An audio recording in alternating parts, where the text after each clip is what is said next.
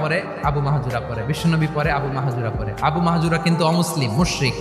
আবু মাহজুরা বলে, এক একটা বাক্য পড়ি আমার কলিজাটা গলে ঠান্ডা হয়ে যায়। এতদিন মোহাম্মদকে গালি দিতাম, এখন মোহাম্মদ আমার মাথায় যখন হাত রাখছে আমার সারা শরীর ঠান্ডা হয়ে গেছে। বিশ্বনবী আজান শিখাচ্ছেন, একটা একটা বাক্য পড়ে আবু মাহজুরাও পড়ে, বিশ্বনবী পড়ে আবু মাহজুরাও পড়ে।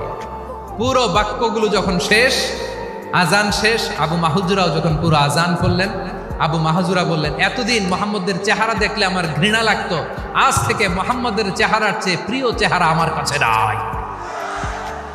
আবু মাহজুরা বললেন, ও মুহাম্মদ, আজানের বাক্য তো আপনি আমারে শেখালেন, এখানেই শেষ করবেন না, আপনি আমারে পড়ায় দেন, লা ইলাহা ইল্লাল্লাহু মুহাম্মাদুর রাসূলুল্লাহ সাল্লাল্লাহু আলাইহি ওয়াসাল্লাম।